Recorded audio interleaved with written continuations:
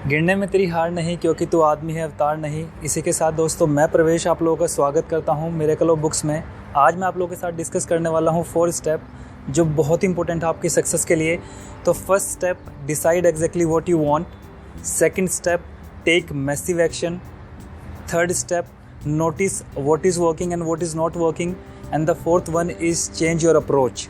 सो ये जितने भी 4 स्टेप हैं मैं आज कवर करने वाला हूँ छोटी सी स्टोरी के थ्रू। ये स्टोरी है मिस्टर होंडा की जो फाउंडर एंड सीईओ हैं होंडा कंपनी के। सो चलिए स्टार्ट करते हैं। दोस्तों ये बात है 1938 की, जब मिस्टर होंडा स्कूल में पढ़ा करते थे तो उनके पास जितना भी पैसा था, जितना भी उन्होंने पैसा एक्यूमुलेट किया था, उन्होंने पूरा इन्वेस्ट कर दिया एक छोटी सी वर्कशॉप में जहाँ पर उन्होंने पिस्टन रिंग बनाना स्टार्ट किया। वो पिस्टन रिंग वो टोयोटा कंपनी को सेल आउट करना चाहते थे।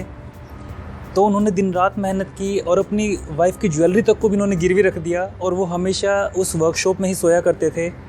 फाइनली जब उनका पिस्टन रिंग रेडी हुआ तो उन्होंने टोयोटा कंपनी को प्रेजेंट किया और टोयोटा कंपनी ने ये कहकर रिफ्यूज़ कर दिया कि ये पिस्टन रिंग हमारे स्टैंडर्ड को मैच नहीं करते। जब वो वहाँ से वापस आए, लोग उनके ऊपर हंसे, they made fun of him.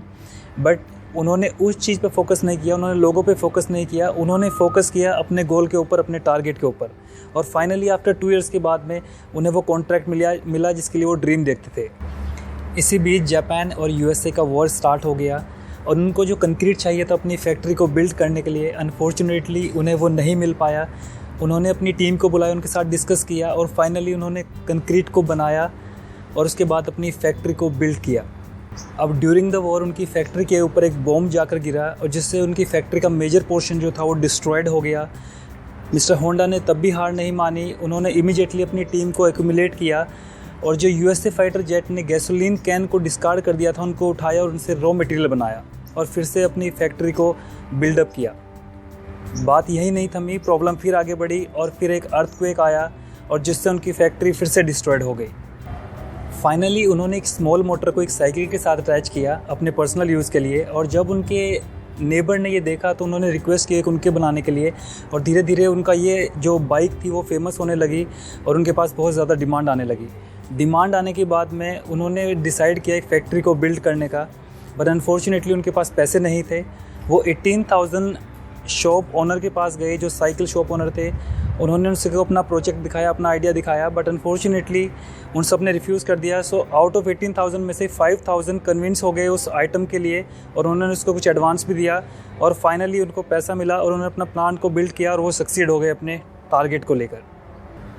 Mister Honda को कितनी प्रॉब्लम्स का फेस करना पड़ा।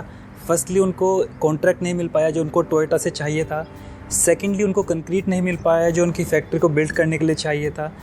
थर्डली एक बॉम्ब उनकी फैक्ट्री के ऊपर गिरा जिससे उनकी फैक्ट्री का जो मेजर पोर्शन था वो डिस्ट्रॉयड हो गया। और फोर्थली जब वो चाहते थे अपनी फैक्ट्री को बिल्ड करना तो उनके पास पैसे नहीं थे इनफ उस फैक्ट्री को बिल्ड करने के लिए। इन सब के अपार्ट उन्होंने गॉड को ब्लेम नहीं किया, उन्होंने सर्कमस्टेंसेस को ब्लेम नहीं किया या उन्होंने ये भी नहीं कहा कि मेरे पास पैसे नहीं है इनफ अपनी फैक्ट्री बनाने के लिए। उन्होंने उस चीज़ पे फोकस किया जो वो करना चाहते थे। उन्होंने डिसाइड किया कि वो क्या करना चाहते थे। उन्होंने मैसिव एक्शन लिए, उन्होंने देखा कि क्या वर्क करता है और क्या वर्क नहीं करता और फाइनली अपनी अप्रोच को चेंज करते रहे टाइम टू टाइम। दोस्तों आज की डेट में मिस्टर होंडा की कंपनी में मोर देन 1 लाख लोग काम करते हैं वहाँ पर। ये सक्सेसफुल हो पाए क्योंकि उन्हें पता था एक ट्रू डिसीजन की पावर क्या होती है। ये मैटर नहीं करता कि सर्कमस्टेंसेस क्या हो, बात है कि आप कितने ट्रू कमिटेड रहते हैं अपने डिसीजन को लेकर। तो इसी के साथ दोस्तों मिलते हैं नेक्स्ट वीडियो में। Till then take care, bye bye.